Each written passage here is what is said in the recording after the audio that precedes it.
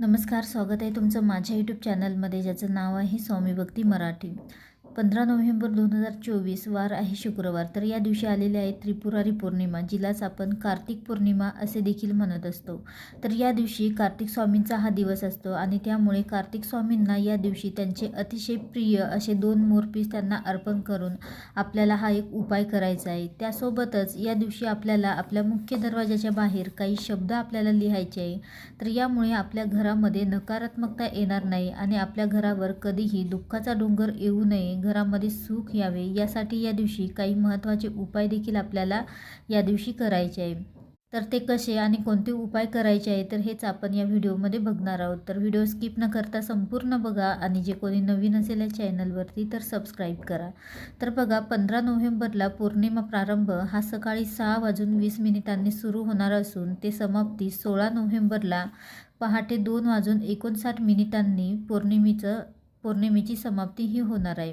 आणि पौर्णिमेचे आपण जे काही उपाय करत असतो तर ते खूप फायदेशीर ठरतात आणि त्यामुळे अवश्य या दिवशी आपण पौर्णिमेचे जे काही उपाय असतात तर ते अवश्य सर्वांनी आवर्जून करावे.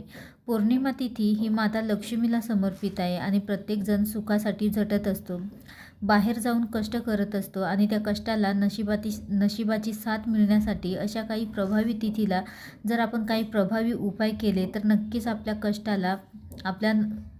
कष्टाला नशिबाची साथ मिळते आणि त्याचे फळही आपल्याला मिळते. तर या दिवशी आपल्याला 750 वाती आपल्याला जाळायच्या आहेत. तर कार्तिक स्वामींच्या मंदिरामध्ये किंवा महादेवांच्या मंदिरामध्ये आपल्याला या वाती जाळायच्या आहे किंवा तुम्ही घरामध्येही देवघरासमोर बसून देखील तुम्ही या वाती जाळू शकता. तर बघा, वर्षभर आपण कार्तिक स्वामींचं दर्शन घेत नाही, म्हणजे स्त्रिया वर्षभर कार्तिक स्वामींचं दर्शन घेत नाही, पण हा एकच दिवस असा असतो की या दिवशी स्त्रिया देखील कार्तिक स्वामींचं दर्शन घेऊ शकता. तर खूप महत्त्वाचा हा दिवस आहे आणि त्यामुळेच या दिवशी अवश्य तुम्ही कार्तिक स्वामींचं दर्शन देखील घ्या आणि जे काही उपाय सांगत आहे मी तर ते उपाय देखील करा. खूप प्रभावी उपाय आहेत. तर बघा, कार्तिक स्वामी हे गणपती बाप्पांचे भाऊ आहे आणि त्यांची या दिवशी आपण जर सेवा आणि उपाय केले तर आपल्या आयुष्यामध्ये सर्वच गोष्टी चांगल्या होतील. आपल्या आयुष्यामध्ये कोणत्याही प्रकारचे संकट, दुःख, अडचणी येणार नाही. तर बघा, कोणते उपाय आपल्याला करायचे आहे. तर बघा, तुमच्या जवळपास जर का स्वामींचं मंदिर असेल किंवा कार्तिक स्वामींचं मंदिर असेल तर त्यासोबतच शंकरांचं मंदिर असेल तर त्या ठिकाणी जाऊन देखील तुम्ही हा उपाय करू शकता.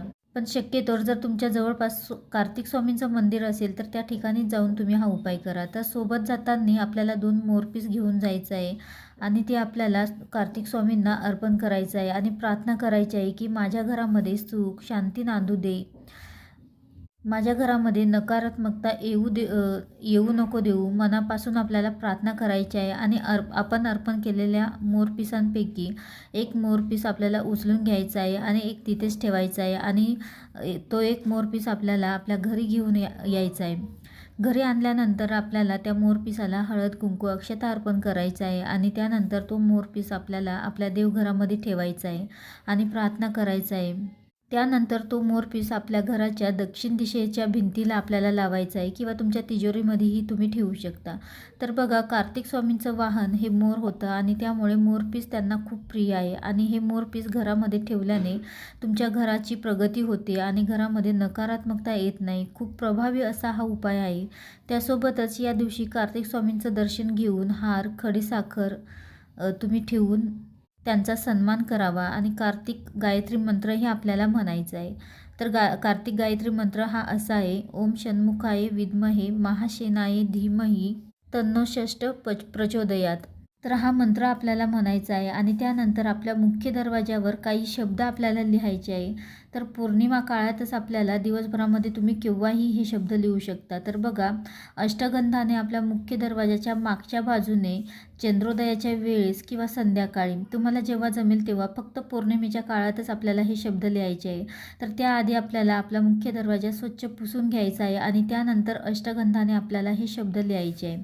तर बघा, पार्वती, संभूती, प्रीती, संतती, अनसूया व क्षमा या 6 कृतिकांचे स्मरण करून आपल्याला आपल्या स्वतःच्या घराच्या प्रवेशद्वाराच्या मागील बाजूस अष्टगंधाने कार्तिकीय, खडगी, वरुण, हुताशन आणि शशुक, तर ही 5 नावे आपल्याला त्या आपल्या मुख्य दरवाजाच्या मागील बाजूने लिहायची आहेत.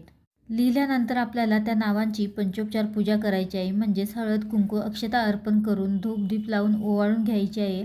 आणि त्यानंतर प्रार्थना करा की माझ्या घरामध्ये नकारात्मकता येऊ देऊ नको, वाईट गोष्टी बाहेरच राहू दे, घरामध्ये त्या येऊ देऊ नको. आणि घरातील कोणाकडूनही तुम्ही हा उपाय करून घेऊ शकता. म्हणजे तुम्हाला जर मासिक धर्म असेल तर तुम्ही घरातील कोणाकडूनही तुमच्या पतीकडनं किंवा मुलांकडून देखील तुम्ही हा उपाय करून घेऊ शकता. तर अतिशय प्रभावी असा हा उपाय आहे आणि अतिशय प्रभावी दिवससुद्धा आहे. तर या दिवशी तुम्ही अवश्य हे उपाय करून बघा. वर्षातून एकदाच आपल्याला हा दिवस येतो, एकदाच आपल्याला हे उपाय करता येतात आणि त्यामुळेच हा दिवस वाया जाऊ न देता तुम्हाला या दिवशीचे जे काही उपाय आहेत, ज्या काही सेवा आहेत तर त्या आवर्जून करायच्या आहेत. व्हिडिओ आवडला असेल तर लाईक करा, कमेंट करा, शेअर करा आणि सबस्क्राईब करा. श्री स्वामी समर्थ.